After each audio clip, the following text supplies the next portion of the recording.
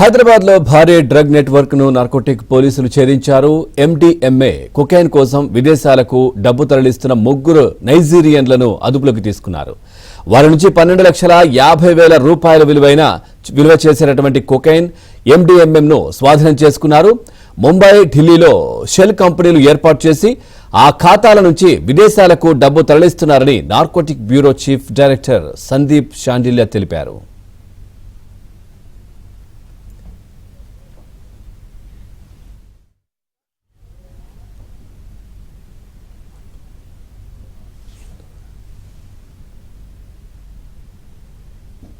Right, ఇదే విషయానికి సంబంధించి మరింత సమాచారాన్ని మా క్రైమ్ కరెస్పాండెంట్ ప్రవీణ్ అందిస్తారు. ప్రవీణ్, తెలంగాణ నార్కోటిక్ బ్యూరో మరొక సెన్సేషనల్ కేసును కూడా ఛేదించడం జరిగింది. ఇప్పటికే విదేశాలకు నగదు బదిలీ కావచ్చు, తర్వాత దేశంలో చాలా ప్రాంతాల్లో ఈ డ్రగ్స్ను సప్లై చేస్తున్నటువంటి ముఠాను ఛేదించడం జరిగింది. ఈ కేసుకు సంబంధించి ఇప్పటికే నార్కోటిక్ బ్యూరో కూడా 3 నెలల పాటు అనాలిసిస్ చేసిన తర్వాత ఎకనామికల్ ట్రాన్సాక్షన్స్ అన్నింటినీ కూడా పూర్తి స్థాయిలో ఎస్టాబ్లిష్ చేసినటువంటి పరిస్థితి కనపడుతుంది. ప్రస్తుతం మనతో పాటు నార్కోటిక్ బ్యూరో ఎస్పీ రూపేష్ ఉన్నారు. ఒకసారి మాట్లాడదాం సార్. ఈ కేసుకు సంబంధించి ఇప్పటి వరకు గతంలో కూడా చాలాసార్లు ఈ నైజీరియన్స్ అరెస్ట్ చేయడం జరిగింది, కానీ ఈ ఎకనామికల్ ట్రాన్సాక్షన్స్ కొద్దిగా ఎస్టాబ్లిష్ చేయడంలో ఇబ్బందికరమైన వాతావరణం. ఇప్పుడు మీరు ఛేదించారు, ఈ కేసులో ఎలాంటి అంశాలు బయటపడ్డాయి? సో ముఖ్యంగా ప్రతిసారి మనం ఎస్పెషల్లీ పోలీస్ కేసు డీల్ చేసేటప్పుడు ఎస్పెషల్లీ క్రైమ్ ఏం జరిగింది, క్రిమినల్స్ని క్రైమ్ ఆస్పెక్ట్ని లింక్ చేస్తారు. But TG NAB is a specialized organization. So దీనిలో ఏంటంటే డైరెక్టర్ గారు క్లియర్గా we are not only focusing on the drug distribution and drug consumption, but also the financial part of it also has to be taking care అని చెప్పారు. So దానిలో భాగంగా ఇక్కడ ఎలా మనీ అనేది ఫ్లో అవుతుంది, అంటే ఎలా అయితే మనకు సప్లై నుండి కిందికి వస్తుందో కన్స్యూమర్ దాకా, సో అలాగే డబ్బులు ఇక్కడ నుండి పై దాకా ఎందుకు వెళ్తుంది. ఎందుకంటే at the end of the day drug peddlers కానీ కన్స్యూమర్స్ కానీ their motive is to earn money easy money ఎలా వస్తుందని వాళ్ళు ట్రై చేస్తారు.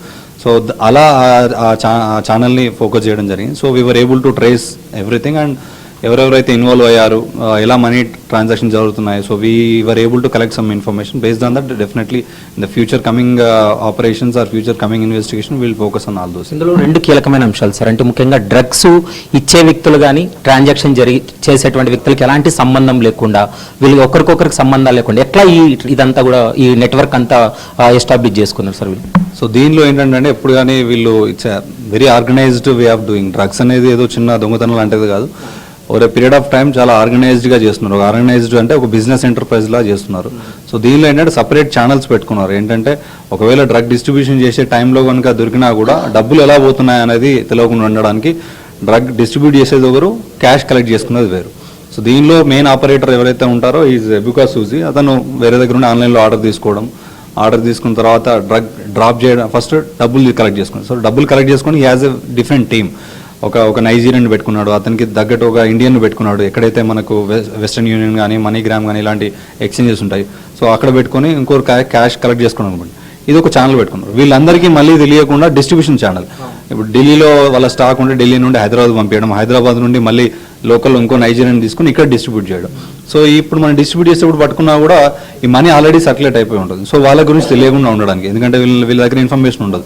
హైదరాబాద్కి సంబంధించినటువంటి కన్జ్యూమర్స్ని ఏమైనా ఐడెంటిఫై చేయడం జరిగింది, ఎందుకంటే ఈ నెట్వర్క్లో పెద్ద సంఖ్యలో ఉండొచ్చు కాబట్టి ఏమైనా అలాంటి కన్జ్యూమర్స్ పైన కూడా గతంలో కేసులు పెడతామని హెచ్చరించినటువంటి పరిస్థితి, ఇప్పుడు ఆ కన్జ్యూమర్స్ పైన కూడా నిఘా పెట్టేటువంటి అవకాశం ఉంటుందా? సింథటిక్ డ్రగ్స్లో దెర్ ఈజ్ నో ఎస్కేప్, అంటే ఎవరిని వదిలిపెట్టే ప్రసక్తితో ఉండదు. ఎందుకంటే ఇప్పుడు we have the suspect list. Definitely ప్రతి ఒక్కరి మీద నిఘా ఉంటుంది. వాళ్ళు కన్జ్యూమ్ చేశారు, వాళ్ళని మనం ప్రూవ్ చేయండి ముందే కన్జ్యూమర్ అనడం కూడా కరెక్ట్ కాదు. సో వాళ్ళు they found out to be consuming the drugs, వాళ్ళు మాకు టెస్ట్లో వస్తే definitely will take action. And we have some suspect list. Definitely వాళ్ళందరి మీద నిఘా ఉంటుంది. Not only that, technically also we are very strong. We are monitoring all the transactions and we are monitoring all the activity of the suspect. ఈ నెట్వర్క్కు సంబంధించి మరికొన్ని ఏజెన్సీలతో పనిచేసి పూర్తి స్థాయిలో దర్యాప్తు జరుపుతామనేటువంటి అంశాన్ని అయితే మాత్రం పోలీసులు స్పష్టం చేస్తున్నారు. ఇప్పటి వరకు ఈ డ్రగ్ సప్లైతో పాటు మనీ ట్రాన్సాక్షన్ దాదాపు 500 కోట్ల వరకు కూడా ఈ మనీ ట్రాన్సాక్షన్ జరిగి ఉంటుందనేటువంటి అంశాన్ని ప్రస్తుతం నార్కోటిక్ బ్యూరో పోలీసుల ఇన్వెస్టిగేషన్లో వెల్లడైంది. ఇక అమెరికాలో కావచ్చు, నైజీరియాలో ఉండి ఆపరేట్ చేస్తున్నటువంటి మిగిలినటువంటి నిందితులు ఎవరైతే ఉన్నారో వాళ్ళు ఖచ్చితంగా ఇతరత్ర సిబిఐ కావచ్చు ఇట్లాంటి ఏజెన్సీలతోటి పనిచేసి ఆ నెట్వర్క్లో ఉన్నటువంటి నిందితులందరినీ కూడా అరెస్ట్ చేయబోతున్నాం అనేటువంటి అంశాన్ని చెప్పారు. వీడియో జర్నలిస్ట్ ప్రమోద్తో ప్రవీణ్ కలవల, ఏబిఎన్ ఆంధ్రజ్యోతి.